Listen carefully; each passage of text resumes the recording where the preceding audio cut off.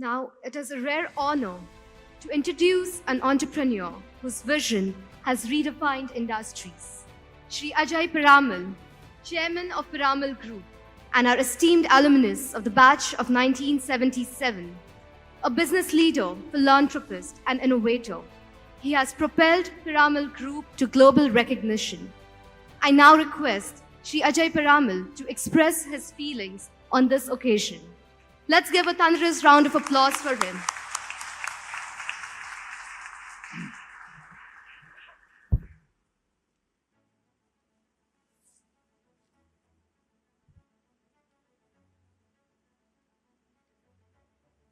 Our dynamic chief guest for this function, Shri Chandrakant Dada Patil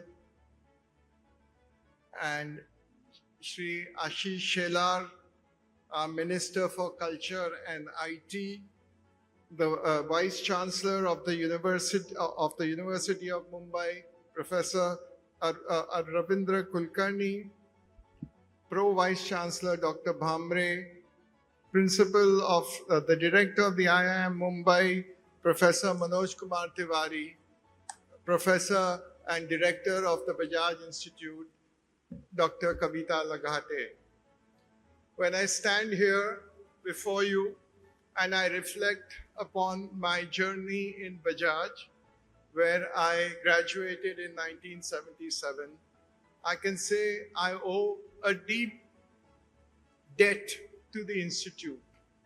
This was the institute which helped me to understand what is true business and how to go ahead in future. I'm indeed grateful to our then professors, Dr. K.S. Basu, who was the director of the institute, and the founding director, Professor Varanasi Murthy, Professor Guru Prasad Murthy, Dr. Venkutai Patil, and Mrs. Santhanam, and so many more visiting faculty. And I think at that time, I just want to give you a little bit of the vision of why Bajaj was formed. And I'm sure alumni before me will even reciprocate with that. Bajaj was formed at a time when IIM Ahmedabad was also done. And IIM Ahmedabad just relied on Harvard as to be there to get all the case studies, and all the teaching materials were given from Harvard. So it was more like an American multinational working in India. But our director, Dr. Basu, who it is to the credit of the government of the day in Maharashtra and the university, made him director, though he was just a medical doctor and had no management degree.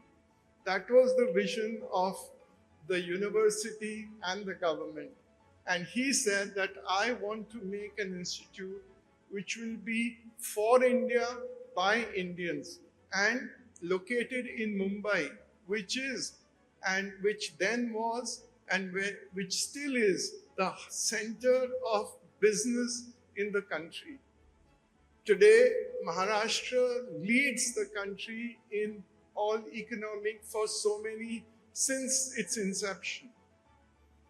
Not only that, if you look at all the institutions here, and at that time when we graduated, Bajaj was in the same category as an IIM. In fact, if you look at the alumni, the success rate, and in the introduction you talked about a CEO factory, Bajaj as a percentage made more CEOs than any IIM did.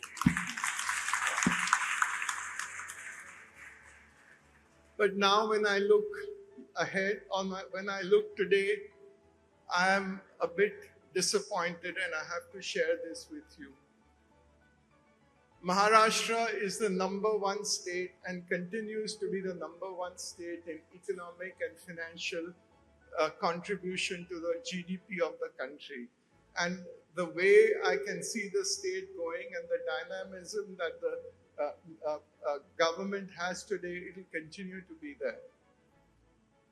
We have the best institutions of finance of the country here, whether it's the Reserve Bank of India, whether it is SEBI, whether it's the National Stock Exchange. We lead the world in all this. Bajaj used to be a leader at that time, but today where are we? We are in any ranking, we don't even come 20th in this country. Why even in Maharashtra, even in Mumbai, we are not there? Why is it? I think we have to look back at it. We are actually have been pushed behind, or we have let others come ahead with us. Dr. Laghate, I have to give her credit. In 2013, when she was there as director, we worked a lot to see how we could really get true independence. We had gathered a lot of alumni who were in very critical positions to come. They had committed funds. The university had shown us the land in Kalina. We had gone there, but unfortunately, I don't know what happened. We just could not move ahead. And in fact, all our plans were pushed behind. I think this is the time when we have two of the most dynamic ministers of the government present on our stage that we should get university status again. Otherwise,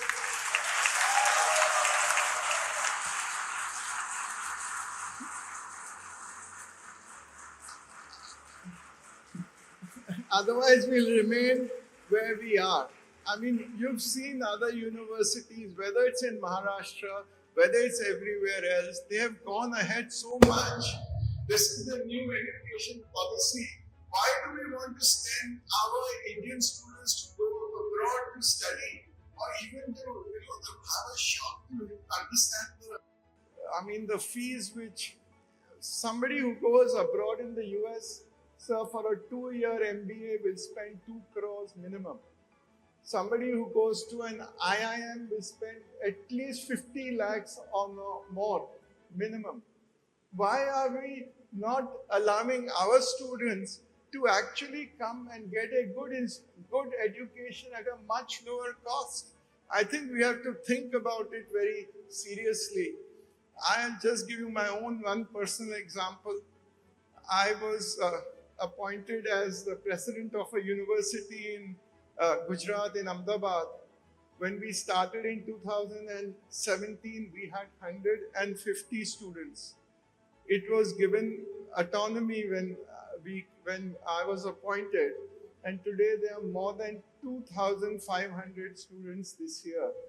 And we have created infrastructure of 78 acres, all by contributions of so many people. So today people want to see that India goes ahead.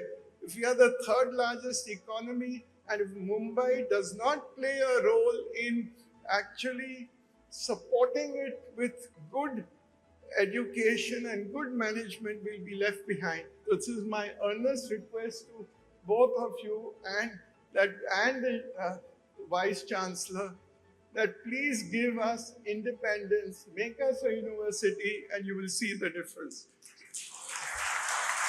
Thank you.